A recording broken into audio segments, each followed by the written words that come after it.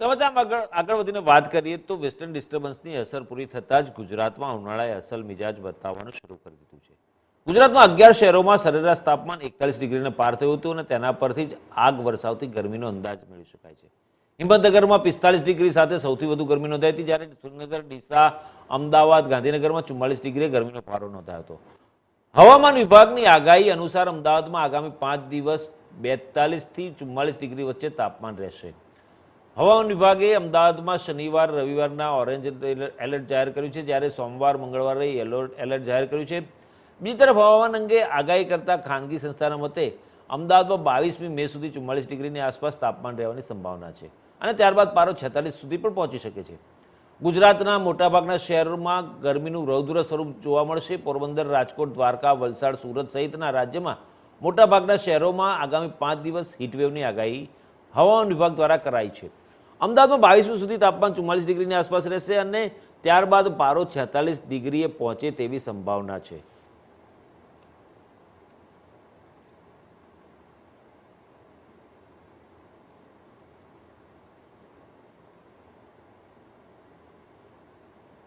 તો આજ મામલે અમારી સાથે ગાંધીનગરથી અમારા સંવાદદાતા જતીન રાવલ જોડાઈ ચૂક્યા છે। જતીન, જે પ્રકારે ગરમીનો કહેર વર્તાઈ રહ્યો છે, 4 દિવસ પહેલા કમોસમી વરસાદ અને એના પછી તરત જ ગરમીનો માર, કેવી લોકોને ફિલિંગ છે, લોકો શું કહી રહ્યા છે, લોકોનું શું માનવું છે આ બાબતે?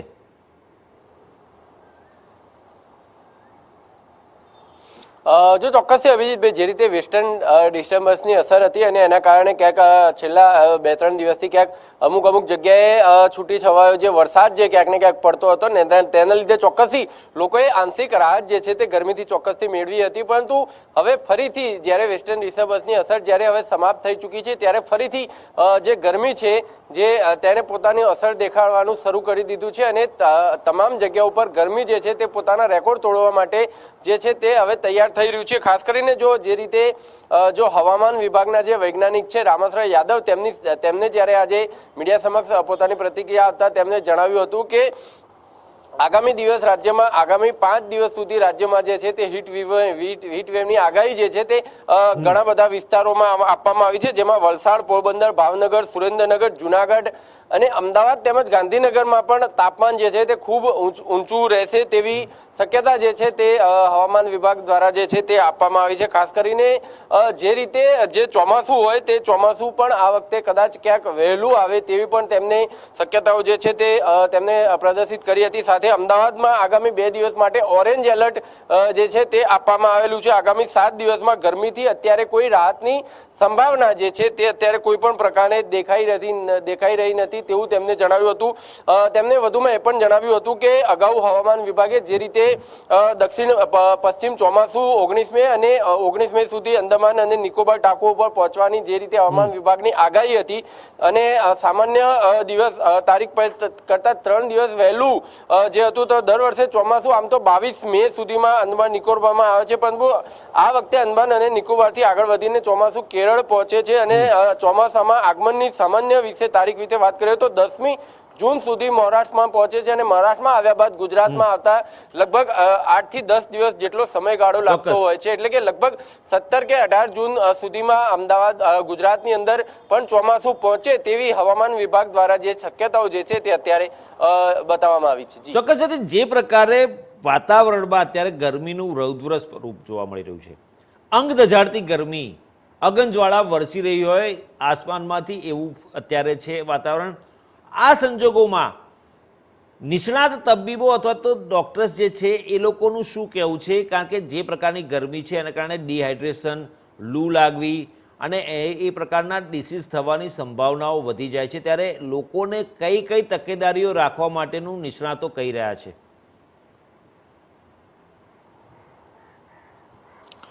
જો ચોક્કસથી અભિજીતભાઈ, જે રીતે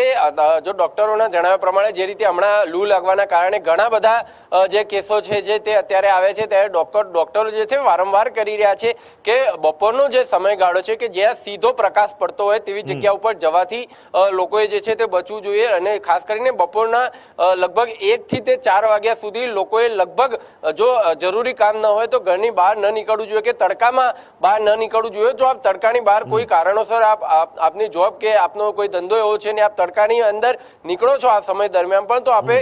તડકાથી સીધા તડકાના સંપર્કમાં આવવાથી ક્યાંક ને ક્યાંક બચવું જોઈએ, માથે ટોપી પહેરવી જોઈએ અથવા તો માથે રૂમાલ બાંધી દેવો જોઈએ. આવું ઘણી બધા પ્રિકોશન જે છે તે લેવા જોઈએ. શરીરનું કોઈ પણ અંગ જે છે તે તડકાના સીધા સંપર્કમાં ના આવે તેની ખાસ કરીને કાળજી લેવી જોઈએ. અને લોકોએ વારંવાર, જે લોકો બહાર નીકળતા હોય તેમને વારંવાર થોડી વારે જે છે તે પાણી પીતું રહેવું જોઈએ, જેથી કરીને તેમને ડિહાઇડ્રેશન અને કહી શકાય કે ડિહાઇડ્રેશનનો તેઓ ભોગ ન બને. કેમ કે એકવાર ડિહાઇડ્રેશનનો ભોગ બન્યા બાદ ખૂબ જ લાંબી જે માંદગીમાં જે છે હોય તે લોકો પડી જતા હોય છે. જોકે ઘણા લોકો જલ્દી બહાર આવી શકે, પરંતુ ઘણા બધા એવા કિસ્સા આવ્યા હોય છે કે લૂ લાગવાના કારણે મોત પણ જે દર્દીઓનું જે હોય છે તે થઈ જતું હોય છે. ત્યાં ચોક્કસથી ડોક્ટરો દ્વારા જે રીતે જેટલા પણ પ્રિકોશન આજે આપવામાં આવ્યા છે તે તમામ પ્રિકોશન જો લેવામાં આવે તો ચોક્કસથી લોકો જે છે તે આ ડિહાઇડ્રેશનનો શિકાર થતા બચી શકે છે. ચોક્કસ. જતીન, 4 દિવસ દરમિયાન એટલે કે 12 થી 16 દરમિયાન રાજ્યમાં ઘણા જિલ્લાઓમાં કમોસમી વરસાદ થવો, ઉનાળાની સિઝનમાં કમોસમી વરસાદ થવો અને ઉનાળાની સિઝન ચાલવી, ગરમી અને ઠંડક, આ મિશ્ર ઋતુનો પણ અહેસાસ લોકોએ 12 થી 16 મે દરમિયાન કર્યો. આ સંજોગોમાં કયા પ્રકારના રોગ ખાનગી દવાખાનામાં અને સરકારી દવાખાનામાં નોંધાયા છે ને આ કેટલાક કિસ્સા એવા સામે આવ્યા છે કે જેને કારણે આવી ડબલ સિઝનમાં વધારે માંદગી જોવા મળી હોય એવા કોઈ કિસ્સા ખાનગી હોસ્પિટલ કે સરકારી હોસ્પિટલમાં જોવા મળ્યા છે ખરા?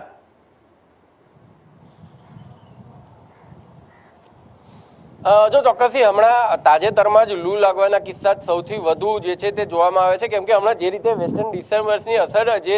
ના કારણે જે વરસાદ ક્યાંક ને ક્યાંક ઘણા વિસ્તારોમાં પડ્યો હતો, ત્યારે એકદમ જ વાતાવરણ જે છે તે વાતાવરણમાં એકદમથી બદલાવ જે તે આવી જતા લોકો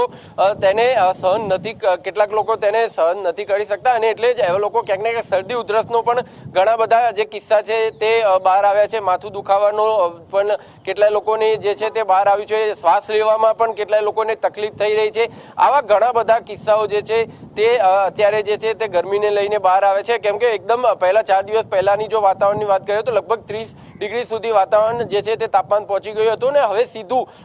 42 ડિગ્રી 43 ડિગ્રી પર તાપમાન જે છે તે 2 દિવસની અંદર પહોંચી ગયું છે. એટલે આના લીધે લઈને લૂ લાગવાના પણ ઘણા બધા જે બનાવો જે છે તે અત્યારે નોંધવામાં આવી, સરકારી હોસ્પિટલોમાં નોંધવામાં આવ્યા છે અને ખાનગી હોસ્પિટલોમાં પણ આવા ઘણા બધા કિસ્સાઓ જે છે તે સામે આવી રહ્યા છે. ત્યારે એકદમ જ જ્યારે આ રીતે વાતાવરણ થયું હોય ત્યારે બોડીને ચોક્કસથી આની અંદર સેટ થતા થોડો સમય લાગતો હોય છે, પરંતુ એકદમ જ 2 દિવસમાં આટલો તાપમાન પારું ચોથી જાય લોકોએ ક્યાંક ને ક્યાંક આની અંદર હાલાકીનો સામનો કરવો પડી રહ્યો છે. જી જતીન, એક સવાલ એવો પણ થાય છે કે જે પ્રકારે ગરમીનો પ્રકોપ વધી રહ્યો છે,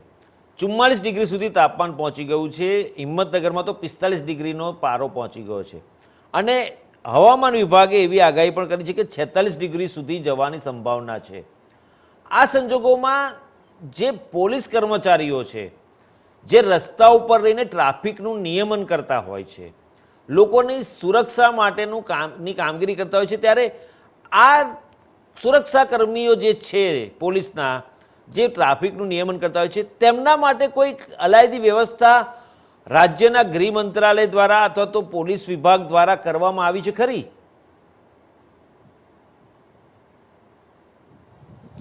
જો ચોક્કસથી જો જે રીતે જો ટ્રાફિક પોલીસ કર્મીઓની જો વાત કરીએ તો ચોક્કસથી ટ્રાફિક પોલીસ કર્મીઓને બપોરના સમયે કોઈ વધારે તેમને કોઈ મુશ્કેલીનો સામનો ન કરવો પડે એટલા માટે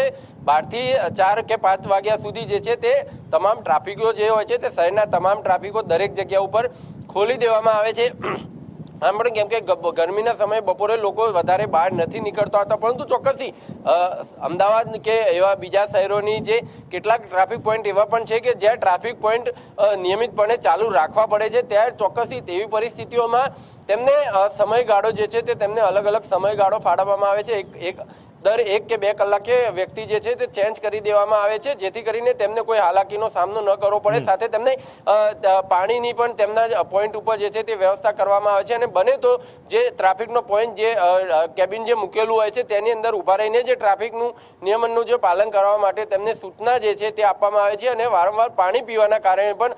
તેઓ ક્યાંક ને ક્યાંક આ એનર્જી મળી રહેવાના કારણે તેઓ ક્યાંક ને ક્યાંક ટકી રહે છે અને આમ પણ 2-2 કલાકનો સમય અંતર જે ફાળવવામાં આવેલો છે ત્યારે ચોક્કસથી તે લોકોને આની અંદર ક્યાંય મુશ્કેલીનો સામનો ન કરવો પડે એવી સરકાર દ્વારા વ્યવસ્થા જે છે તે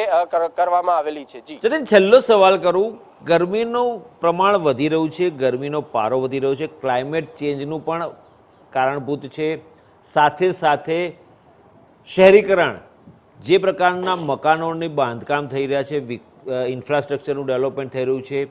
અને એને માટે આ ગરમીનું વધવા પાછળનું કારણ આ પણ હોય છે, કારણ કે ઘણા આપણે મહાનગરોમાં જોઈએ છીએ કે જે કમર્શિયલ કોમ્પ્લેક્સીસ બનતા હોય છે, મકાનો છે, ઊંચા હાઈરાઇઝ બિલ્ડિંગ છે, એમાં જે કાચની વિન્ડો લગાવવામાં આવે છે, કાચની જે આખી જે બહારની ભાગમાં જે કાચ લગાવવામાં આવે છે, એને કારણે પણ ગરમીનું પ્રમાણ વધી રહ્યું છે. ત્યારે રાજ્ય સરકાર દ્વારા આવા મકાનો ન બનાવવા અથવા આવી ડિઝાઇનના મકાનો ન બનાવવા માટે કોઈ એવા પગલાં ભરવાની સૂચના આપી છે ખરી, અથવા તો આવા કોઈ નિયમનો લાગુ કર્યા છે ખરા કે કાચની બારીઓવાળા મકાનો ન બનાવવા, જેથી ગરમીનું પ્રમાણ ઓછું વધે નહીં અને લોકોને ગરમી લાગે નહીં? આ સંજોગોમાં રાજ્ય સરકારે કોઈ એવા એક્શન પ્લાન બનાવ્યો છે ખરો?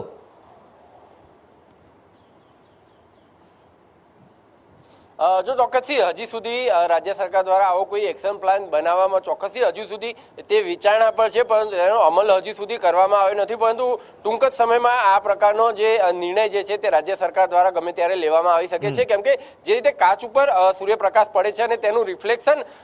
જતું હોય છે બહાર, ત્યારે ચોક્કસથી આના કારણે ક્યાંક ને ક્યાંક વાતાવરણમાં ગરમી વધતી હોય છે. અને એના સિવાય પણ ઘણા બધા જે કારણો જે છે કે શહેરી જે વિકાસ જે દિવસે ને દિવસે વધી રહ્યો છે, તેના કારણે ક્યાંક ને ક્યાંક ઝાડ વૃક્ષો જે છે તે વારંવાર જે છે તે દરેક જગ્યાએ કપાઈ રહ્યા છે. સાથે સાથે જો જોઈએ પ્રદૂષણ દિવસે ને દિવસે કારખાનાઓના લીધે વધી રહ્યું છે, વાહનોના લીધે જે પ્રદૂષણ વધી રહ્યું છે, એના કારણે ક્યાંક ને ક્યાંક ઓઝોનનું સ્તર જે છે તે દિવસે ને દિવસે ઘટી રહ્યું છે. ને એના કારણે પણ ક્યાંક ને ક્યાંક ગરમીમાં જે રીતે નિયમિત વધારો થઈ રહ્યો છે, આના પાછળ ઘણા બધા મૂળભૂત કારણો છે. પરંતુ ચોક્કસથી આજે કાચનું રિફ્લેક્શન વાળું જે કારણ છે તેને લઈને પણ રાજ્ય સરકાર ચોક્કસથી ટૂંક જ સમયમાં કોઈ પરિપત્ર બહાર પાડે તેવી શક્યતાઓ અત્યારે દેખાઈ રહી છે. જતીન, એક સવાલ એવો પણ ઊભો થાય છે કે જે પ્રકારે ક્લાઇમેટ ચેન્જ થાય છે અને એનું બધું કારણભૂત છે, પરંતુ સાથે સાથે નવા મકાનોના બાંધકામ પણ થઈ રહ્યા છે, નવા મકાનો બાંધવામાં આવી રહ્યા છે, ત્યારે જે વૃક્ષો હોય છે, વૃક્ષોને કાપી કાઢવામાં આવે છે ને એને નાશ કરી દેવામાં આવે છે. ત્યારે સરકારે એક નિયમ બનાવ્યો છે કે જેટલા મકાનો બનાવો એની સામે અમુક પર્સન્ટેજ ના વૃક્ષો વાવવાના. તો શું બિલ્ડર લોબી જે છે એ આ નિયમોનું પાલન કરે છે, આ કાયદાનું પાલન કરી રહ્યા છે ખરા?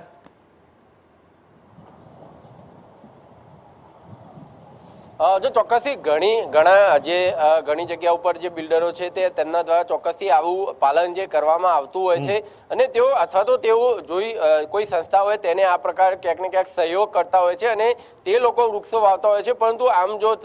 સામાન્ય રીતે જો જોવા જઈએ તો આ જે નિર્ણય જે છે તે ચોક્કસથી ક્યાંક ને ક્યાંક ફક્ત કાગળ ઉપર રહી ગયો હોય તેવું જોવામાં આવે છે, અને બિલ્ડરો દ્વારા ફક્ત વૃક્ષો કાપી દેવામાં આવે છે. તેની જગ્યા ઉપર જેટલા વૃક્ષો કાપ્યા હોય એના અડધા પણ વૃક્ષો જે છે તે બિલ્ડરો દ્વારા વાવવામાં આવતા નથી. ફક્ત બિલ્ડિંગો જ્યાં ત્યાં વૃક્ષો કાપી અને જે છે તે ઊભી કરી દેવામાં આવતી હોય છે. ત્યારે ચોક્કસથી સરકારે આની સામે એક ચોક્કસ જે છે તે પગલાં ભરવા જોઈએ, અને જેટલા વૃક્ષો કપાતા હોય